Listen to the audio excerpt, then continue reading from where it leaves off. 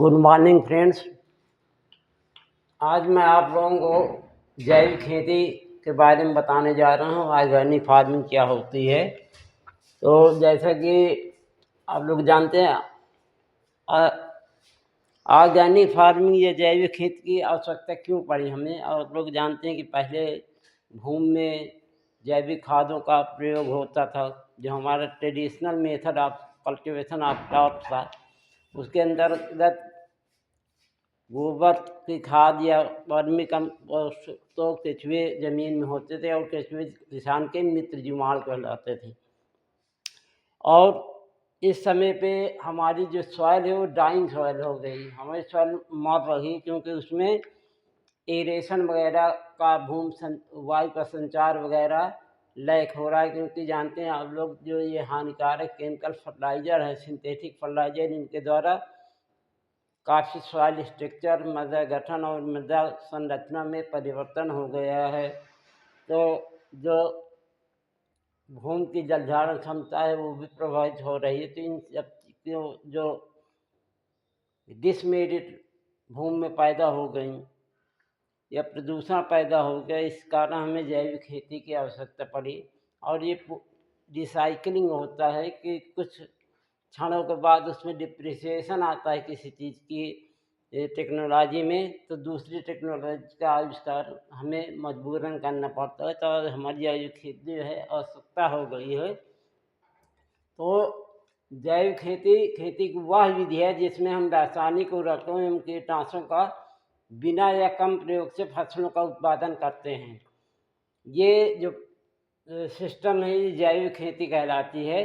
इसका मुख्य उद्देश्य मिट्टी की उर्वरक शक्ति बनाए रखने के साथ साथ फसलों का उत्पादन बढ़ाना है। तो आप लोग जैविक खेती का मतलब समझ गए होंगे कि हमें ज़्यादा से ज़्यादा जो हमारे ट्रेडिशनल सोर्स ऑफ न्यूट्रिएंट्स हैं उनका प्रयोग करना है, जिससे हमारी भूमि की उपजाऊ शक्ति बरकरार रहे। जैविक खेती के उद्देश्य क्या है? मिट्टी की उर्वरक शक्ति को नष्ट होने से बचाना तथा खाद्य में रासायनिक उपयोग को रोकना। जैसे कि आप लोग जानते हैं, मिट्टी की जो उर्वरक शक्ति है, उपजाऊ शक्ति है, उसको बचाए रखना है। क्योंकि उर्वरक शक्ति क्या होती है, आप लोग जानते हैं कि सभी पोषक तत्व जो essential nutrients of the plant हैं 17 बताए गए हैं, तो उन्हें सभी को ग्रहण करने वाली भूमि को हम क्या कहते हैं? उर्वरक भूमि कहते हैं या उपजाऊ भूमि कहते हैं की संज्ञा दी जाती है। और ऐसी भूमि जिसमें किसी एक पोषक तत्व की अधिकता होती है लेकिन दूसरे कमी होती है, तो इसे हम उपजाऊ भूमि नहीं कह सकते, क्योंकि सभी पोषक तत्व पौधों के उपलब्ध कराने में सक्षम नहीं होगी। नेक्स्ट, फसलों को ऐसे पोषक तत्व उपलब्ध कराना जो कि मृदा और फसलों में अघुसलनशील हों और सूक्ष्म जीवों पर असरदायक हों। जैविक नाइट्रोजन का उपयोग करके और जैविक खाद्य और कार्बनिक पदार्थों का पुनर्चक्रण करना।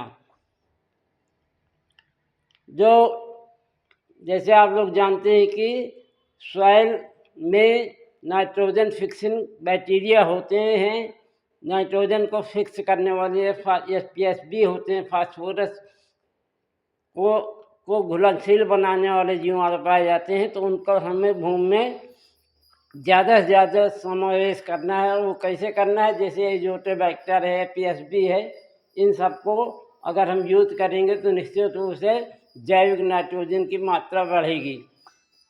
और इस प्रकार से हमें ज़्यादा से ज़्यादा बायो फर्टिलाइजर का प्रयोग करना चाहिए। नेक्स्ट, खरपतवारें या दवाइयों के छिड़काव को रोकना ताकि ये स्वास्थ्य को नुकसान ना पहुंचा सकें। जैसे कि आप लोग जानते हैं, जो वीडिसाइड हम लोग प्रयोग करते हैं उनके द्वारा भी